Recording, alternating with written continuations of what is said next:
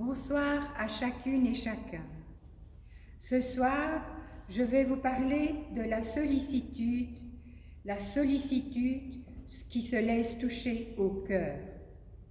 Bienveillance, admiration, compassion et indignation. Dans les récits de la Bible, que ce soit dans l'Ancien ou le Nouveau Testament, Dieu et Jésus nous parlent. Ils nous expriment souvent leurs émotions, comme la tristesse, la compassion, la joie, l'amour, mais aussi l'angoisse, la colère, reflet de leur sollicitude pour nous les humains. En voici quelques exemples. Dans l'Ancien Testament, le récit de l'Exode, chapitre 3, verset 7, l'Éternel dit à Moïse : « J'ai vu la misère de mon peuple qui est en Égypte, et j'ai entendu son cri à cause de ses oppresseurs, car je connais ses douleurs. Je suis descendu pour le délivrer. » Dans le Nouveau Testament, Matthieu, dès le chapitre 5, dans le Sermon sur la montagne, disait : « Heureux les doux, ils obtiendront la terre promise. Heureux ceux qui pleurent, ils seront consolés. » Dans Luc, la résurrection d'un jeune homme à Naïm. Lorsqu'il fut près de la porte de la ville, voici qu'on portait en terre un mort, fils unique de sa mère qui était veuve. Beaucoup d'habitants de la ville l'accompagnaient. En voyant la femme, le Seigneur fut rempli de compassion pour elle et lui dit : « Ne pleure pas. » Puis il s'approcha et toucha le brancard. Les porteurs s'arrêtèrent et Jésus dit : « Jeune homme, je te l'ordonne, lève-toi. » Donc, la sollicitude se laisse toucher au cœur. La sollicitude, un mot qui n'est plus très souvent employé. Que veut-il dire ? Frère Ignace, dans son introduction, nous dit que pour le Robert et le Larousse, la sollicitude est une attention soutenue et affectueuse. Puis il affine cette définition. La sollicitude est un ressenti émotionnel lié à la façon de nous laisser toucher au cœur, soit avoir mal au cœur lorsque nous rencontrons des personnes en souffrance, quelle qu'elle soit. La sollicitude implique plusieurs attitudes : la bienveillance, l'admiration, la compassion, l'indignation. Pour la bienveillance, Ignace dit ceci : c'est la capacité d'accueillir les personnes telles qu'elles sont et pouvoir se faire proche. Maintenir un lien positif, même s'il est difficile. Par exemple, entendre d'une personne tous les jours le même discours. L'admiration, pouvoir percevoir des signes de bonté sur le visage ou dans les comportements d'une personne et savoir exprimer, reconnaître, valoriser de façon positive la personne. La compassion est une présence à la souffrance. Comme le dit André Comte-Sponville, présence affectueuse et bien souvent avec consolation associée, c'est-à-dire une présence active. Indignation, sentiment de colère et de révolte, suscité par tout ce qui peut provoquer la réprobation et porter plus ou moins atteinte à la dignité de l'homme.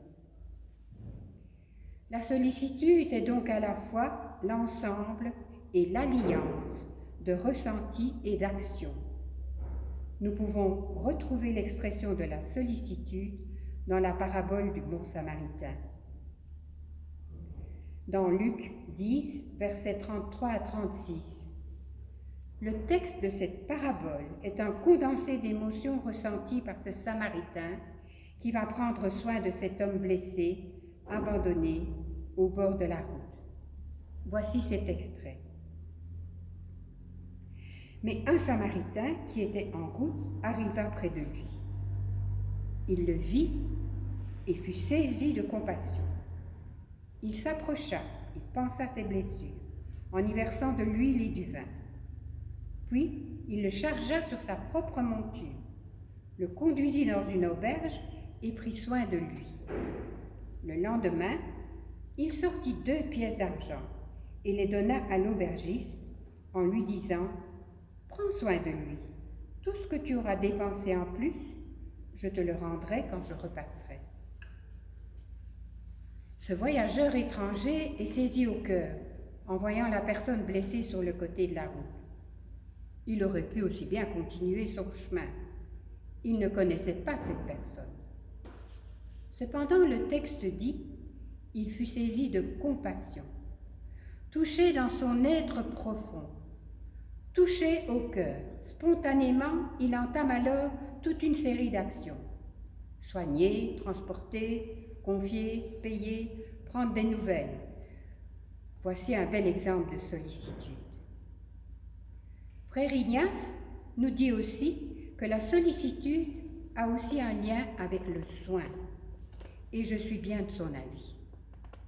Pour moi, infirmière de formation, la sollicitude est vraiment une démarche du prendre soin, du care, comme on dit en anglais.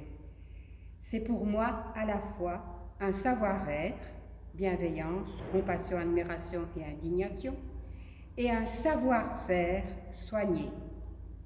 Tous ces ressentis et ces actions conjointes s'appellent la solitude. Mais qui et où se manifeste la sollicitude hier et aujourd'hui?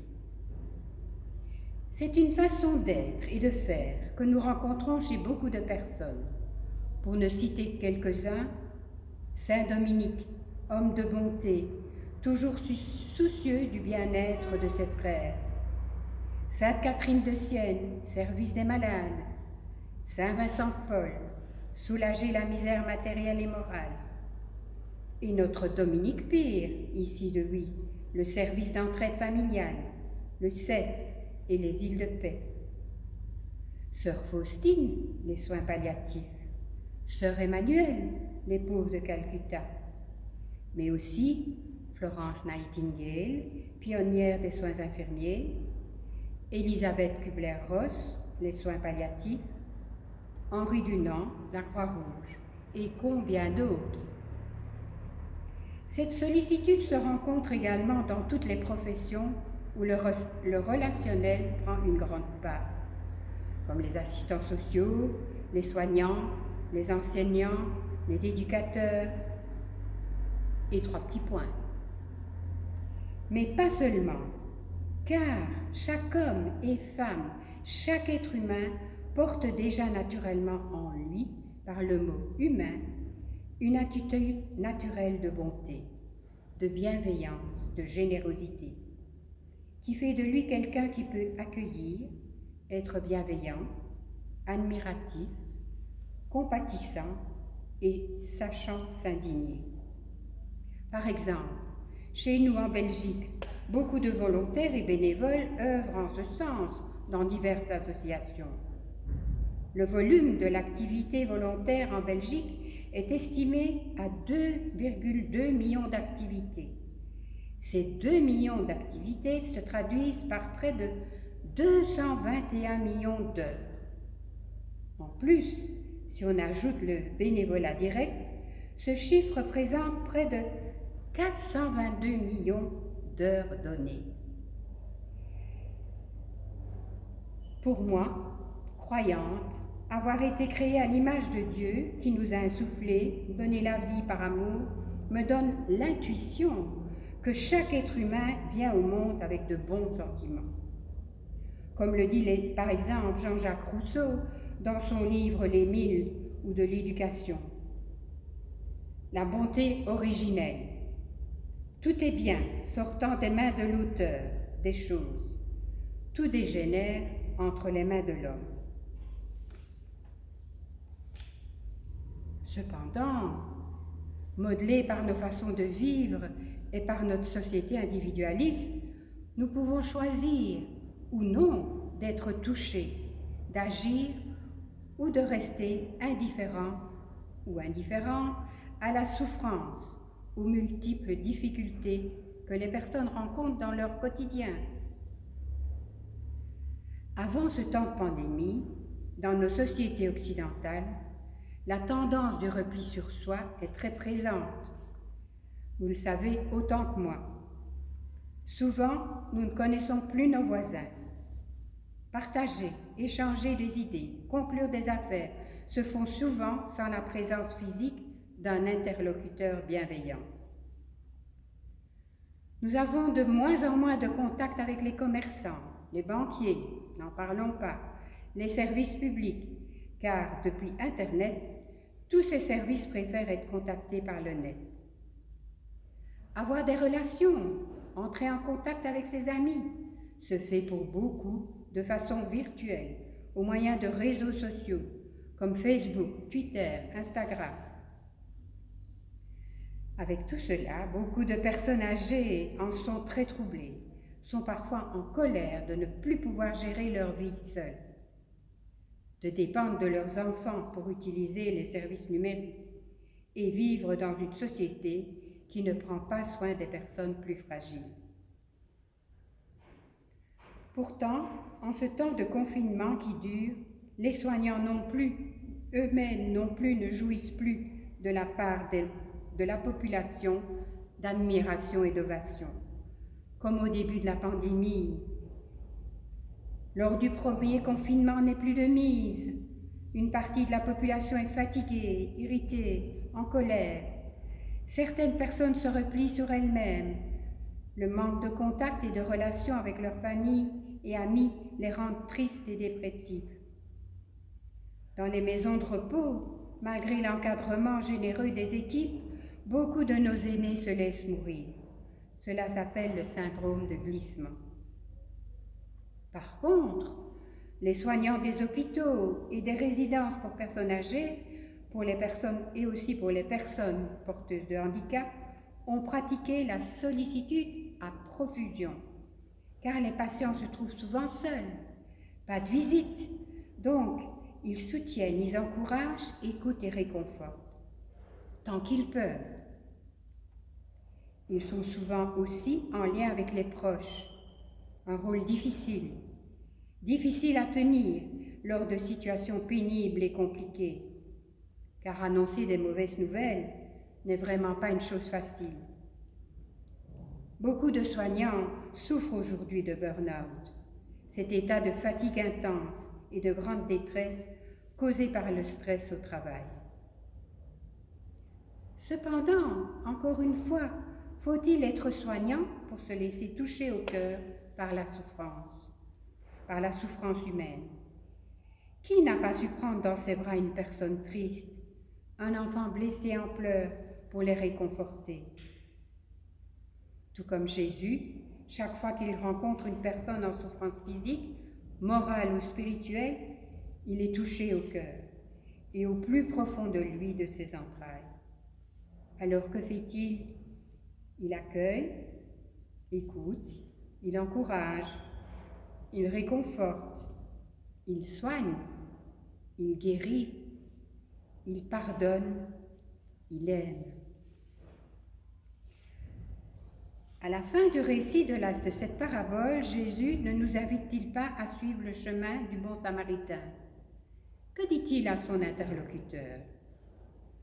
Dans Luc 10, versets 36-37, Jésus demande: à ton avis, lequel des 3 voyageurs a été prochain de l'homme attaqué par les bandits? Le maître de loi répond: c'est celui qui a été bon pour lui. Alors Jésus lui dit: va, et toi aussi fais de même. Fais la même chose. De même, notre cher pape François, tout au long de son livre, je pense que c'est le dernier, Fratelli Tutti, ne nous rappelle-t-il pas qu'un monde sans fraternité est un monde qui va vers sa destruction? Pour conclure, je peux vous dire que la sollicitude, expression et action des sentiments tels que la bienveillance, l'admiration, la compassion et l'indignation existent dans notre monde depuis la nuit des temps. Cela fait partie de notre ADN. Dieu ne nous a-t-il pas créés à son image? Le Christ Jésus, par ses attitudes, ses paroles réconfortantes, nous a montré quel chemin prendre. Pour nous chrétiens, il n'y a pas de doute, il est l'image la plus parlante de l'expression de la sollicitude envers chacun et chacune. Le Christ pousse même cette sollicitude au plus haut point, le don de tout son amour en offrant sa vie pour toute l'humanité et en ressuscitant le troisième jour. Transformation du don de soi en vie donnée par Dieu son Père. Monseigneur Bruni, évêque du Havre, exprime la résurrection par cette phrase. La résurrection du Christ est le mouvement de l'amour de Dieu qui surgit au cœur de nos existences. J'ai aussi retrouvé un extrait de l'homélie du temps de Pâques du 15 mai 2015 du frère dominicain Philippe Haine, qui raconte la joie des apôtres et leur prise de conscience et sur leur prise de conscience et leur foi en la résurrection du Christ. Que vivre sans amour, sans sollicitude, la vie n'a vraiment pas de sens. J'apprécie ce texte, il me parle en ces temps incertains. Ce savoir aimer me réconforte, me conforte et me réconforte. Ma vie a du sens, à moi aussi de faire sens par toutes les attentions que je peux donner aux personnes lors de mes rencontres. Pouvoir donner un peu de joie et d'espérance, toujours en me référant le mieux possible à la parole de Jésus. Voici cet extrait. Et c'est peut-être pour cela qui s'est passé pour les apôtres le jour de la Pentecôte. Et c'est peut-être cela qui s'est passé pour les apôtres le jour de la Pentecôte. Ils se sont rendus compte que ce Jésus, avec lequel ils avaient passé tant de bons moments, il est vraiment vivant, il est vraiment Dieu. Et il nous aime tellement qu'il nous a tout donné, même sa propre vie. Alors devant cette découverte, ils n'ont pas pu rester en place. Il a fallu qu'ils se lèvent et qu'ils sortent pour dire et pour crier à tout le monde que le Fils de Dieu est vraiment ressuscité. C'est toujours bouleversant de voir des hommes et des femmes qui explosent de joie et de bonheur parce qu'ils découvrent Dieu et qu'ils le disent. C'est peut-être cela aussi le Saint-Esprit, cette découverte amoureuse et émerveillée de l'amour que Dieu a pour chacun d'entre nous. Alors, laissons un petit grain de folie envahir notre vie et reconnaissons avec reconnaissance tout ce que Dieu a fait et fait pour nous. Oui, reconnaissons ce que Dieu fait et a fait pour nous tout au long de notre vie. Avec son aide, aimons-nous, restons au service les uns des autres et usons sans compter de sollicitude. Je terminerai ma réflexion par cette phrase que j'aime beaucoup, écrite par frère Ignace au début de son livre. On peut dire que la sollicitude est l'intelligence du cœur. Elle accueille et comprend de l'intérieur ce que les personnes vivent. Je vous remercie pour votre écoute. Bonne soirée.